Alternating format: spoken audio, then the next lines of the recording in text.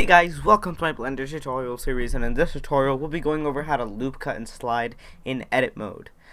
I know these tutorials are getting a little bit short, but I want you guys to be able to process only the information that you need to know, nothing more, nothing less.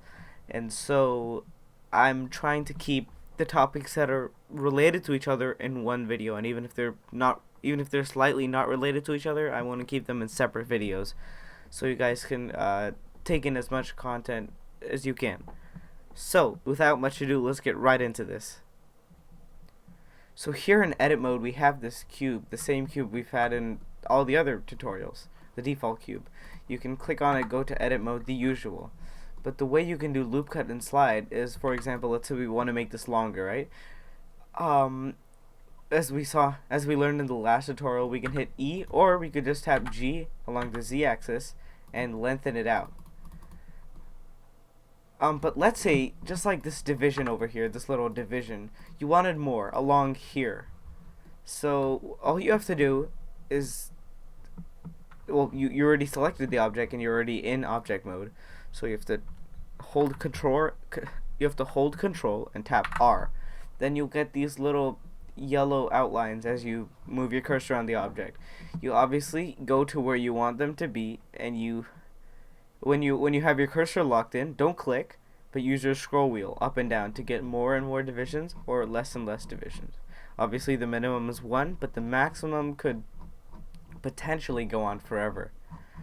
And so let's say we just wanted a couple here, a couple of divisions. So all you have to do is, since you have it selected, now just click.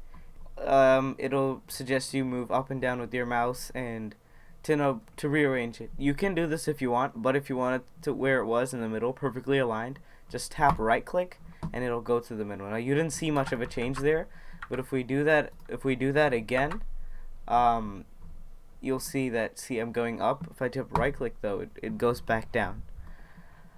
And so that's really it for today's tutorial. You can select different faces and you can extrude them, and you can basically make gaps like this. And the loop, cut, and slide tool is very helpful too. Instead of going like this and then clicking, and instead of extruding and then extruding again and then extruding again to make divisions, we can just loop, cut, and slide to make it faster. Loop, cut, and slide can also help you do one more thing. With loop, cut, and slide, you can go ahead and select a lot of divisions. This might slow you down, but this is a more primitive way of adding curvature to your objects.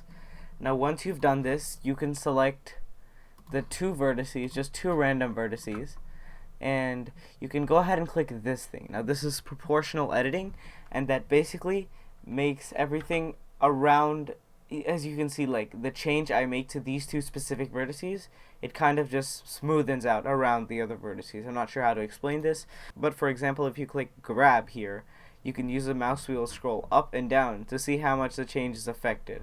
Again, if you scroll up way too much, it's almost like you're moving the entire box, and you scroll down way too little, and it's almost like you're moving the individual vertices. But around right here would be good to make it smooth, just make it smooth. So again, you can continue this on these up to 2, and honestly you can do whatever you want. And now see, like this, for example, if you selected the other ones, then it'll affect both of them.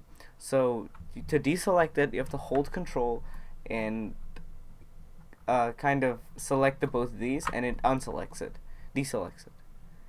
And again, if you want it to be precise, you can do this. And of course, when you're done and you want to just go back to normal editing, if you don't know how to, just go back to the top and click on proportional editing, or you can tap O on the keyboard. And so that's it for today's tutorial. Thank you all for watching, and I'll see you in the next one.